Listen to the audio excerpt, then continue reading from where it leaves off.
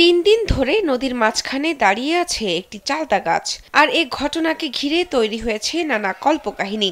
গাছটিকে এক নজর দেখতে প্রতিনিয়ত ভিড় করছেন আশেপাশের এলাকার উৎসুক জনতা। মোবাইল ক্যামেরায় ছবি তুলে সামাজিক যোগাযোগ মাধ্যমে ছড়াচ্ছেন কেউ কেউ। অনেকে আবার কৌতূহলের বশে নৌকা বা ট্রলার ভাড়া করে ছুঁয়ে দেখছেন চালতা গাছটি। গাছ থেকে চালতা পেড়ে সেই ছবি ছড়িয়ে দিচ্ছেন সামাজিক যোগাযোগ মাধ্যমে। মঙ্গলবার ফজরের নামাজের আগে তীর থেকে সরে ৩ দিন যাবৎ নদীর মাঝখানে দাঁড়িয়ে আছে চালতা গাছটি। বরগুনা সদর উপজেলার ঢুলুয়া এলাকায় ঘটেছে এই ঘটনা।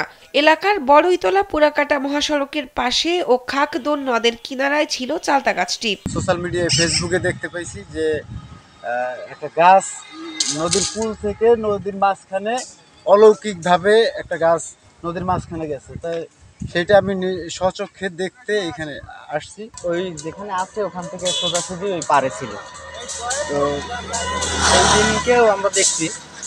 Double million offer Walton fridge কিনে পেতে পারেন ২০ লক্ষ টাকা, রয়েছে কোটি কোটি টাকার নিশ্চিত উপহার। স্থানীয় সচেতন মহল বলছে, অপরিকল্পিতভাবে নদী খননের কারণে নদীর তীর ভেঙে এ ঘটনা ঘটেছে। চালতা গাছ নদীর মাঝে চলে যাওয়াকে অশনি সংকেত হিসেবেও দেখছেন কেউ কেউ।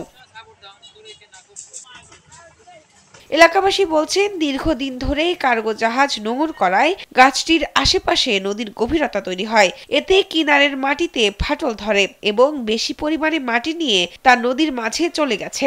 এমন ঘটনাকে স্বাভাবিক মনে করছেন অনেকে। আমার কাছে তো মনে হচ্ছে যে এটি আরেকটি আশঙ্কার ব্যাপার, আরেকটি ইঙ্গিত আমাদের দিয়েছে এই চালতা গাছটি, যে কোনো মুহূর্তে আরও কোনো বড় ভূমিধস হতে পারে এবং ভাঙন হতে পারে, এবং সেটি যদি হয় তাহলে কিন্তু অনেক ক্ষতিগ্রস্ত হব আমরা।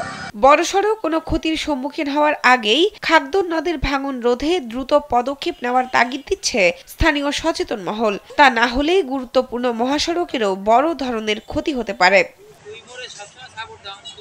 শাহনাজ পারভীন, কালবেলা।